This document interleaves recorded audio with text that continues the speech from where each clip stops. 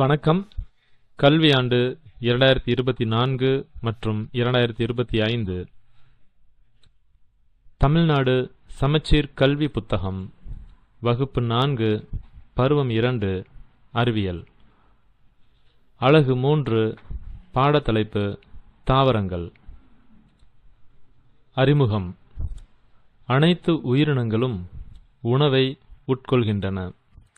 உயிரினங்களின் வளர்ச்சிக்கும் அவற்றின் அன்றாட செயல்பாட்டிற்கும் உணவு அவசியமாகிறது.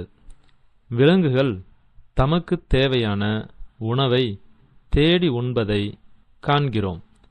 ஆனால் தாவரங்கள் தங்கள் உணவை எவ்வாறு பெறுகின்றன என்பதனை நீங்கள் எப்பொழுதாவது சிந்தித்ததுண்டா? இலைகளில் இருக்கும் பச்சையம், அதாவது குளோரோஃபில் நிறமியின் உதவியுடன் தாவரங்கள் தம் உணவை தாமே உற்பத்தி செய்கின்றன. மனிதர்களும் விலங்குகளும் நேரடியாகவோ மறைமுகமாகவோ உணவுக்காக தாவரங்களை சார்ந்தே வாழ வேண்டியுள்ளது. இத்தகைய தாவரங்களை பற்றி இப்பாடத்தில் மேலும் அறிந்து கொள்வோம். இலையின் பாகங்கள். இலைகள் வேறுபட்ட வடிவம் மற்றும் அளவுகளையும் பல்வேறு பாகங்களையும் கொண்டுள்ளன. எனினும் பெரும்பாலான இலைகள் பொதுவான சில அடிப்படையான பாகங்களை பெற்றுள்ளன. இலைத்தாள். இது இலையின் பரந்த தட்டையான பகுதியாகும். லாமினா. படத்தில் நீங்கள் பார்க்கின்ற இலையின் பரந்த பகுதியே இலைத்தாள் ஆகும். இலை நுனி. இது இலையின் முனைப்பகுதியாகும். இலை நுனி நீங்கள் படத்தில் பார்க்கின்ற இந்த பகுதி. அடுத்தது மைய நரம்பு. இலையின் நடுவில் மைய நரம்பு செல்கிறது. இலையின் நடுவில் செல்கின்ற இந்த பகுதியே மைய நரம்பு ஆகும். மைய நரம்பு. நரம்புகள். இலை நரம்புகள் மைய நரம்பிலிருந்து கிளைகளாக பிரிகின்றன. அவை நீர் மற்றும் தாதுக்களை கொண்டு செல்லும் வெற்றுக்குழாய்கள் ஆகும். படத்தில் இலையின் பாகத்தில் பார்க்கின்ற இந்த இணையான நரம்பு அமைவுகளே நரம்புகள் பாகத்தை குறிக்கக்கூடிய பகுதிகளாகும். இவைகள் வெற்றுக்குழாய் போன்ற அமைப்பை கொண்டிருக்கும். இவைகள் வேரின் மூலமாக உறிஞ்சப்பட்ட சத்துக்களை எல்லாம் இலையின் பாகங்களுக்கு கடத்தக்கூடிய வேலைகளை செய்கின்றன. அடுத்ததாக இலை காம்பு. இலை காம்பானது இலையை முதன்மை தண்டு பகுதியுடன் இணைக்கிறது. படத்தில் கீழே பார்ப்பதுதான் இலை காம்பு. இந்த இலை காம்பானது இலை பாகத்தை செடியின் தண்டு பாகத்துடன் இணைக்கின்றது. இலை துளைகள். ஸ்டொமேட்டா. இலை துளைகள் என்பவை இலையில் காணப்படும் சிறிய துளைகளாகும். இவை பெரும்பாலும் இலையின் அடிப்பகுதியில் காணப்படும். இத்துளைகளின் வழியாக காற்று உட்புறமும் வெளிப்புறமும் செல்கின்றது. இலை துளைகள் தாவரங்களின் சுவாசித்தலுக்கும் வாயு பரிமாற்றத்திற்கும் உதவுகின்றன. வாயு பரிமாற்றம் என்பது காற்று பரிமாற்றத்தை குறிக்கும். வாயு என்றால் காற்று. அதாவது தாவரமானது இலையின் அடிபாகத்தில் இருக்கின்றதான இத்தகைய இலை துளையின் வழியாகவே சுவாசித்தல் பணியை மேற்கொள்கின்றன. படத்தில் நீங்கள் பார்ப்பது இலையின் அடிபாகத்தில் உள்ள திறந்த இலைத்துளைகள் மற்றும் மூடிய இலைத்துளைகளின் மாதிரி ஓவிய படத்தை பார்க்கிறீர்கள். இலை ஓர் உணவு தொழிற்சாலை. Leaf as a food factory. தாவரங்களுக்கும் உணவு தேவைப்படுகின்றது. ஆனால் அவை மனிதர்களையோ விலங்குகளையோ சார்ந்திருப்பதில்லை. பெரும்பான்மையான தாவரங்கள் தமக்கு தேவையான உணவை தாங்களே தயாரிக்கும் திறனை பெற்றுள்ளன. இதனையே ஒளிச்சேர்க்கை என்கிறோம், அதாவது போட்டோசிந்தசிஸ் என்று ஆங்கிலத்தில் அழைக்கப்படுகிறது. ஒளிச்சேர்க்கை, ஒளி, சூரிய ஒளி மற்றும் சேர்க்கை, தயாரித்தல்.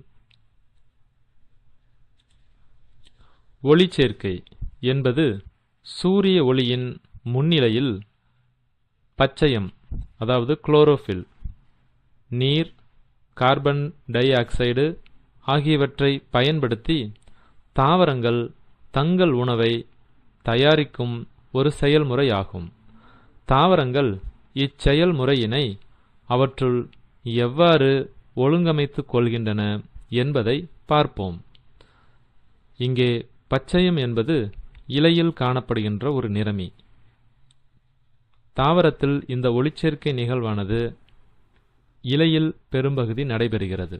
ஏனென்றால் இலையின் மூலமாக தான் சுவாசித்தல் நடைபெறுகிறது. சுவாசித்தல் நடைபெறுவதால் காற்று உட்செல்லுதலும் வெளிச்செல்லுதலும் இலையின் அடிபாகத்தில்தான் நடைபெறுகின்றது. ஸோ இலையின் சுவாசித்தல் செயல் மூலமாக உட்செல்லுகின்ற அந்த கார்பன் டை ஆக்சைடும் வேரின் மூலமாக உறிஞ்சப்பட்டு நரம்புகள் வழியாக கடத்தப்படுகின்ற நீரும் சூரிய வெளிச்சமும் இலையில் உள்ள இந்த பச்சைய நிறமியும் சேர்ந்து ஒளிச்சேர்க்கையை நடத்துகின்றன. இவற்றை நாம் விரிவாக பார்ப்போம். சிந்தித்து விடையளி. இலையின் எப்பகுதி கார்பன் டை ஆக்சைடை சேகரிக்கிறது? அடுத்த வினா, இலையின் எப்பகுதி நீரை எடுத்துச் செல்கிறது? இவ்விரண்டு வினாக்களுக்கான விடைகளை பின்வரும் பத்திகளை நாம் படித்து சிந்தித்து தெரிந்து கொள்வோம். நீர். நீரானது வேர்களால் உறிஞ்சப்பட்டு குழாய்களின் வழியாக இலைகளுக்கு அனுப்பப்படுகிறது. இங்கே குழாய்கள் என்பது நரம்புகளையே குறிக்கும். தண்டு பகுதியில் உள்ள குழாய்களையும் இது குறிக்கும். Carbon di oxide. காற்றில் உள்ள கார்பன் டை ஆக்சைடு இலைகளில் உள்ள சிறிய துளைகளின் வழியே உறிஞ்சப்படுகிறது. சூரிய ஒளி. இலைகளில் உள்ள பச்சை நிறமி சூரிய ஒளியினை எடுத்துக்கொள்ள உதவுகிறது. இந்த நிறமி பச்சையம் என்றழைக்கப்படுகிறது. இந்த நிறமி இருப்பதாலேயே பெரும்பாலான இலைகள் பச்சை நிறத்தில் காணப்படுகின்றன. ஒளிச்சேர்க்கையின் மூலம் தாவரங்கள் உணவை உற்பத்தி செய்து ஆக்சிஜனை, அதாவது உயிர்வெளி, காற்றில் வெளியேற்றுகின்றன. படத்தில் நீங்கள் பார்க்கின்ற இந்த செடியின் வேர் பகுதியானது நீரை உறிஞ்சுகின்றது. உறிஞ்சப்படுகின்ற நீர் இந்த செடியின் மைய தண்டில் உள்ள குழாய்கள் வழியாக கிளை தண்டுகளுக்கு பரவுகின்றன. கிளை தண்டின் வழியாக உள்ள இலைகளுக்கு நரம்புகள் மூலமாக அது கடத்தப்படுகிறது. இங்கே இலையின் அடிப்பகுதியில் உள்ள இலை துளையின் வழியாக சுவாசித்தல் நடைபெறுகிறது. சுவாசித்தலின் மூலமாக வாயு பரிமாற்றம் என்று சொல்லப்படுகின்ற காற்று பரிமாற்றம் நடைபெறுகிறது. அதாவது செடிகளானது காற்று வெளியில் இருக்கக்கூடிய கார்பன் டை ஆக்சைடை உள்ளே இழுத்து ஆக்சிஜனை வெளியே விடுகின்றன. இவ்வாறுதான் தாவரங்களில் சுவாசித்தலானது நடைபெறுகிறது. சூரிய வெளிச்சத்திலிருந்து கிடைக்கின்ற ஒளியை இலையினுடைய அந்த பச்சை நிறமிகள் உள்வாங்கிக் கொள்கின்றன. பச்சை நிறமியின் அறிவியல் பெயர் குளோரோஃபில் என்பதாகும். இத்தகைய 4 அடிப்படையான காரணிகளை கொண்டே தாவரங்களில் ஒளிச்சேர்க்கையானது நடைபெறுகிறது. இப்பொழுது இந்த 2 வினாக்களுக்குமான விடை உங்களுக்கு தெரிந்திருக்கும். சிந்தித்து இந்த பத்தியிலிருந்து வாசித்து விடையளிக்கவும். நீர் பிளஸ் கார்பன் டை ஆக்சைடு இவற்றுடன் சூரிய ஒளி பச்சையம் இணைந்து உணவு பிளஸ் ஆக்சிஜன் கிடைக்கிறது. இந்த உணவானது தாவரங்களுக்கு மட்டும் உணவாக இல்லாமல் பூமியில் உள்ள அத்துணை உயிரினங்களுக்கும் உணவாகின்றது. அதேபோல் சுவாசித்தலின் மூலம் வெளியேற்றப்படுகின்ற இந்த ஆக்சிஜனானது உயிரினங்கள் அனைத்திற்கும் சுவாச காரணியாகவும் இது இருக்கிறது. தாவரங்கள் தங்களுக்கும் பிற உயிரினங்களுக்கும் தேவையான உணவை தாங்களே தயாரிப்பதனால் அவை முதன்மை உற்பத்தியாளர்கள் என்று அழைக்கப்படுகின்றன. முதன்மை உற்பத்தியாளர்களான தாவரங்கள் இல்லாமல் மற்ற உயிரினங்களால் தங்களுக்கு தேவையான உணவை தாங்களே உற்பத்தி செய்ய இயலாது. மேலும் அவ்வுயிரினங்களால் வாழவும் இயலாது. சிந்தித்து விடையளி. தாவரங்கள் இல்லாமல் உயிரினங்களால் ஏன் வாழ முடியாது? இந்த வினாவிற்கான விடை இந்த பத்தியிலிருந்து நாம் வாசித்து அறிந்து கொள்ளலாம். விடையளிப்போம். அடைப்பு குறியில் உள்ள எழுத்துக்களை ஒழுங்குபடுத்தி கோடிட்ட இடங்களை நிரப்புக. ஒளிச்சேர்க்கையின் போது தாவரங்கள் வெளியிடுவது எழுத்துக்கள் மாறியுள்ள இந்த வார்த்தையை சரியாக எழுதி இதற்கான விடையை நாம் கண்டுபிடிக்க வேண்டும். விடை ஆக்சிஜன். முதல் நிலை உற்பத்தியாளர் என்பது தாவரம். இலை துளைகள் இலையின் எந்த பகுதியில் காணப்படுகின்றன? கீழ்ப்பகுதியில். உணவு தயாரித்தலில் ஈடுபடும் நிறமி பச்சையம். இவற்றை சரியான முறையில் நாம் எழுத வேண்டும். மேலும் அறிந்து கொள்வோம். கள்ளிச்செடி. படத்தில் நீங்கள் பார்ப்பதுதான் கள்ளிச்செடி. கள்ளிச்செடி போன்ற தாவரங்களில் இலைகள் இல்லை. அவை தமது உணவினை பச்சை தண்டுகள் மூலமாக தயாரித்துக் கொள்கின்றன. செய்து கற்போம். 2 தொட்டிச் செடிகளை எடுத்துக்கொள்ளுங்கள். ஒன்றை சூரிய ஒளி படும்படியாகவும் மற்றொன்றை சூரிய ஒளி படாமல் முழுமையாக மூடப்பட்ட பெட்டியிலும் வைக்கவும். இரண்டிலும் தொடர்ந்து தண்ணீர் ஊற்றி வாருங்கள். 1 வாரம் சென்ற பிறகு 2 தொட்டிச் செடிகளையும் உற்று நோக்குங்கள். என்ன நடக்கும்? 1 வாரத்திற்கு முன்பு, அதாவது தொடக்கத்தில் சூரிய வெளிச்சத்தில் வைக்கப்பட்டு நீர் ஊற்றப்படுகின்ற செடி, சூரிய வெளிச்சம் படாமல் பெட்டிக்குள் வைக்கப்பட்டு நீர் ஊற்றப்படுகின்ற செடி, இவ்விரண்டையும் 1 வாரத்திற்கு பிறகு பார்த்தால் என்ன நிலையில் இருக்கும் என்பதற்கான விளக்கப்படம் இந்த 2வது படத்தில் பார்க்கலாம். அதாவது சூரிய வெளிச்சம் படாமல் இருக்கின்ற இந்த செடியானது என்னதான் நாம் நீரூற்றி வளர்த்தாலும் அவை சூரிய வெளிச்சம் கிடைக்கப் பெறாமல் முற்றிலும் வாடி அது மடங்கிய நிலையில் காணப்படுகிறது. கிட்டத்தட்ட அது உயிரற்ற நிலைக்கு சென்று விடுகின்றது. நீங்கள் என்ன கவனித்தீர்கள்? சூரிய ஒளியில் வைக்கப்பட்ட செடி, பெட்டியில் வைக்கப்பட்ட செடி. நாம் கவனித்ததை செயல்முறையின் வாயிலாகவும் இந்த படத்திலிருந்தும் நாம் கவனித்ததை இங்கே விடையாக எழுத வேண்டும். சூரிய ஒளியில் வைக்கப்பட்ட செடியானது நன்கு செழித்து வளர்வதை நாம் பார்க்க முடிகிறது. சூரிய ஒளி படாமல் பெட்டிக்குள் வைக்கப்பட்ட செடியானது நாம் எவ்வளவு நீரோ உரங்களோ இட்டு வளர்த்தாலும் அவை வளர்ச்சியடையாமல் மடிவதை நாம் பார்க்க முடிகிறது. அவற்றையே இங்கு விடையாக எழுத வேண்டும். சூரிய ஒளியில் வைக்கப்பட்ட செடி 1 வாரத்திற்கு பிறகும் நன்கு வளர்கின்றது. பெட்டியில் வைக்கப்பட்ட செடி 1 வாரத்திற்கு பின்பு வாடிவிடுகின்றது. தாவரங்களின் வகைப்பாடு. தாவரங்கள் அவற்றின் தண்டு, ஆயுள் காலம், விதைகள், பூக்கள் மற்றும் நிறங்கள் போன்றவற்றின் அடிப்படையில் வகைப்படுத்தப்படுகின்றன. இப்பகுதியில் தாவரங்களின் பூக்கும் தன்மை மற்றும் நிறத்தின் அடிப்படையிலுள்ள வகைப்பாடு பற்றி படிப்போம். தாவரங்கள் மலர், நிறம் இவற்றின் அடிப்படையில் பிரிக்கப்படுகின்றன.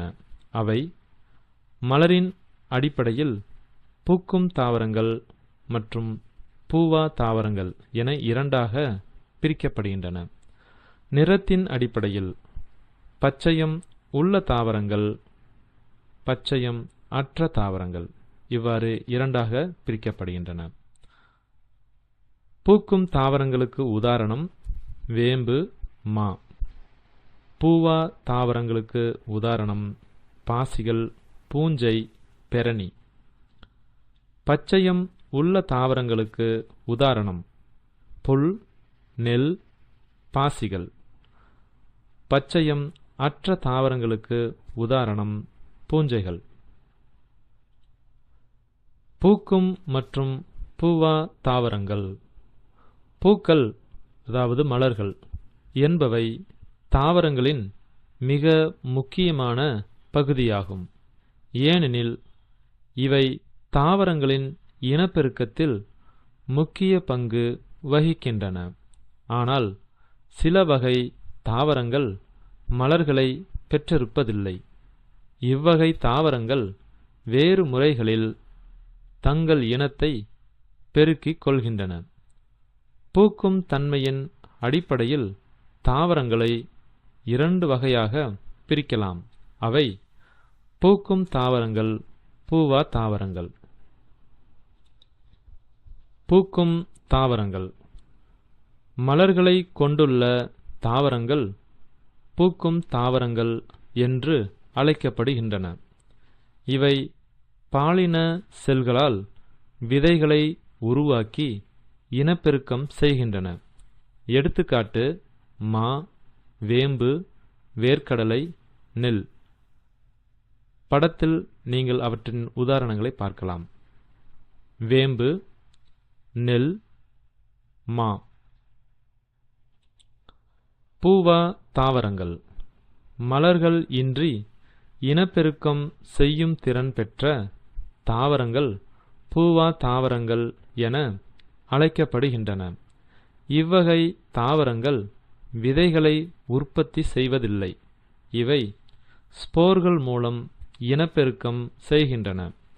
எடுத்துக்காட்டு பாசிகள், பூஞ்சைகள், பெரணி. கீழே படத்திலும் அவற்றின் உதாரணங்களை பார்க்கலாம். பாசிகள், பூஞ்சைகள் காளான்கள், பூஞ்சைகள் இனத்தை சேர்ந்தவை. பெரணி.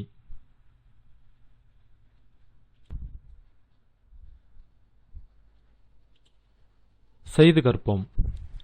உங்கள் சுற்றுப்புறத்தில் உள்ள பூக்கும் மற்றும் பூவா தாவரங்களை பட்டியலிடுக. பூக்கும் தாவரங்கள், பூவா தாவரங்கள். இப்பாடப்புத்தகத்தில் குறிப்பிட்டுள்ள தாவரங்களின் பெயர்களை தவிர்த்து வேறு பெயர்களை கண்டறிந்து இங்கே எழுதி வாருங்கள். பச்சையம் உள்ள மற்றும் பச்சையம் அற்ற தாவரங்கள். தாவரங்களில் காணப்படும் மிக முக்கியமான நிறமி பச்சையம், அதாவது குளோரோஃபில். இது அதன் அறிவியல் பெயர் ஆகும். தாவரங்களில் காணப்படும் நிறமியின் அடிப்படையில் அவற்றை பச்சையம் உள்ள தாவரங்கள், பச்சையம் அற்ற தாவரங்கள் என இரண்டு வகைகளாக பிரிக்கலாம். பச்சையம் உள்ள தாவரங்கள். பச்சை நிறமிகளை அதாவது பச்சையம் கொண்ட தாவரங்கள் பச்சையம் உள்ள தாவரங்கள் என்று அழைக்கப்படுகின்றன. இவை பார்ப்பதற்கு பச்சை நிறத்தில் காணப்படுகின்றன. இவை பச்சையத்தின் உதவியுடன் தம் உணவை தாமே தயாரித்துக் கொள்கின்றன. இவை உணவு தயாரிப்பதற்கு வளிமண்டலத்தில் உள்ள காற்று, சூரிய ஒளி மற்றும் பச்சையம் ஆகியவற்றை சார்ந்துள்ளன. பச்சையம் உள்ள தாவரங்கள் பொதுவாக தற்சார்பு உயிரினங்கள் என்று அழைக்கப்படுகின்றன. அதாவது ஆட்டோட்ரோப்கள் என்று அழைக்கப்படுகின்றன. எடுத்துக்காட்டு புல், நெல், பாசிகள். படத்தில் நீங்கள் இம்மூன்றையும் பார்க்கலாம். புல், நெல், பாசிகள். பச்சையம் அற்ற தாவரங்கள். பச்சையம் இல்லாத, பச்சை நிறத்தில் தோற்றமளிக்காத தாவரங்கள் பச்சையம் அற்ற தாவரங்கள் எனப்படுகின்றன. இவ்வகை தாவரங்களால் அவற்றிற்கு தேவையான உணவை தயாரிக்க முடிவதில்லை. மாறாக இத்தாவரங்கள் அவற்றின் உணவிற்காக மற்ற உயிரினங்களை சார்ந்துள்ளன. இவை பொதுவாக பிற சார்பு உயிரினங்கள் என்று அழைக்கப்படுகின்றன, அதாவது ஹெட்ரோட்ரோப்கள் என்று அழைக்கப்படுகின்றன. காளான், ரொட்டி காளான், அடைப்புக்குறி காளான், அதாவது காளான் வகை இனங்களே இத்தகைய பச்சையமற்ற தாவரங்களுக்கு உதாரணங்களாக கொடுக்கப்பட்டிருக்கின்றன. செய்து கற்போம். பச்சையமற்ற தாவரங்கள் காணப்படும் இடங்களை பட்டியலிடுக. மேற்கண்ட படங்களின் வழியாக பச்சையமற்ற இந்த தாவரங்கள் எந்த இடத்தில் வளர்கின்றன என்பதை உற்று நோக்கி அறிந்து அவ்விடங்களையும் இங்கே பட்டியலிடலாம். விடையளிப்போம். கோடிட்ட இடங்களை நிரப்புக. டேஸ் ஒரு பூவா தாவரமாகும்.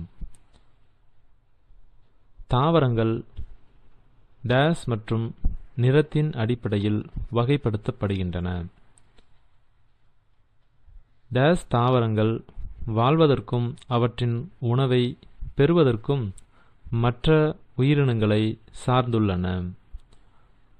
ஆட்டோட்ரோப் தாவரங்கள் டேஸ் டேஸ் மற்றும் பச்சையம் ஆகியவற்றை பயன்படுத்தி தமக்கு தேவையான உணவை தாமே தயாரிக்கின்றன.